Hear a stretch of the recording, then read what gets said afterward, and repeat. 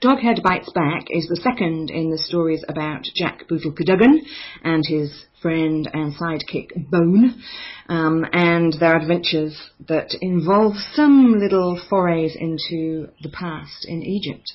So in the first one we met Jack, we met Bone, and we met a whole host of weird and wonderful characters, including Jack's grandmother, Granny Dazzle. In the second book, they're back. They're all back for a great adventure trying to thwart the very evil Seth, who did actually exist in Egyptology. So if you investigate that side of it, you'll have some fun finding out where the facts meet the fiction here. So this is just a little piece of Doghead Bites Back.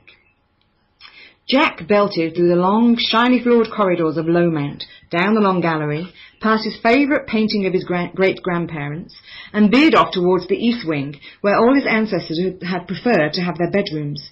Most of the staterooms were empty now, as the present family favoured a few rooms over the main kitchen that cost less to heat, but Granny Dazzle had kept her rooms over here. For a moment Jack paused, trying to work out the sound of the dinging sound that rattled around his head so loudly it was actually starting to get a bit painful. Was it in the museum? That was just back along the corridor. Perhaps it was Ozzy and Ice trying to get his attention. If only he knew where it was, he could just zip there. His ability to zoom around at something approaching the speed of light, just by picturing his destination in his head, was pretty much his favourite doghead skill. He was just about to race off when there was another clang, followed by a soft swooshing sound from somewhere behind him. Granny Dazzle's room!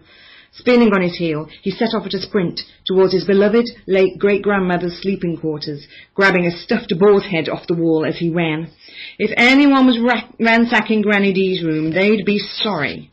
Getting a boar's tusk between the eyes was not pleasant, as Jack knew from experience, having come nose to tusk with the Seth's grotesque pig head just a few months before.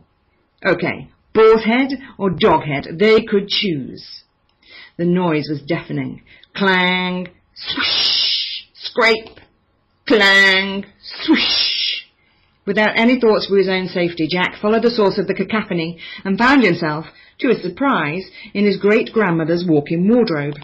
It was a mess. Clothes from every era, of every style, length, fabric and colour, were strewn all over the small room, piled in mounds and draped haphazardly across the chair, the dressing table, the door frame.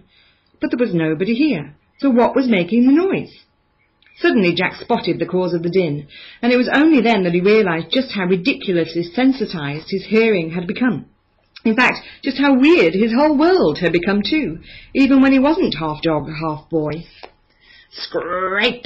A long button coat he'd seen Granny Dazzle wear a couple of times for winter outings slid along the rail on its hanger, the wire hook grating along the old metal clothes rail like a fingernail on a rusty zither. Jack howled and covered his ears.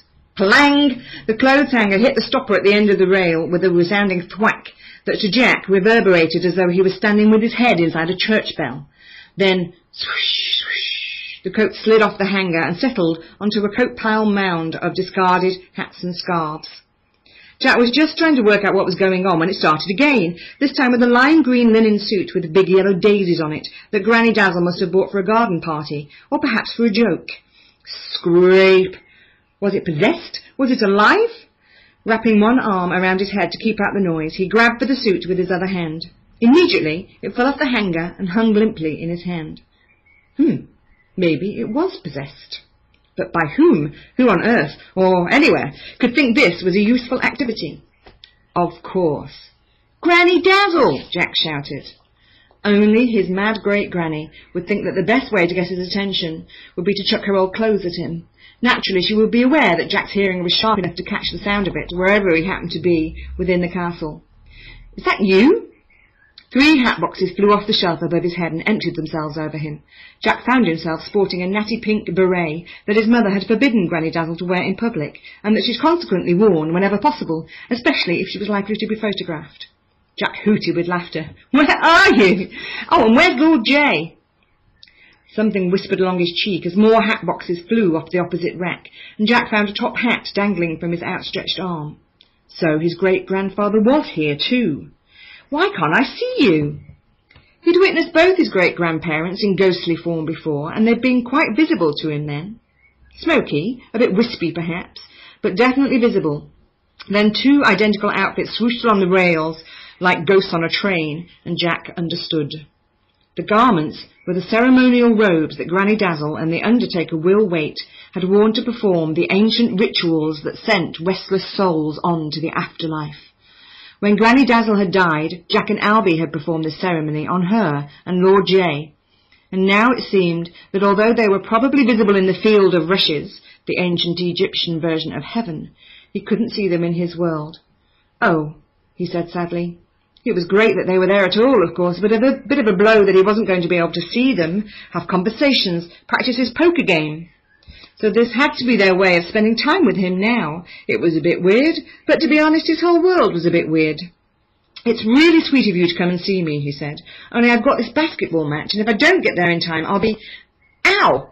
Suddenly hangers were flying at him from all directions, and the noise was unbearable, even with the pink beanie ran down over his head and stuffed into his ears. "Stop! Please stop! Let me take off this stupid hat," was what he really wanted to say, but they seemed pretty agitated. "Let me find out what you're here for," he finished. "I guess you haven't just come to see me then." The mound of clothes stirred as if ghostly feet had danced through them, and all at once the large object they'd been obscuring was in clear view. It was Granny Dazzle's old portmanteau, which held all the instruments that she, and lately Jack, needed to perform their ceremonies. It shook a tiny bit, as if an electrical charge had run through it, and Jack stared at it. "You want me to move it? Where do you want it?"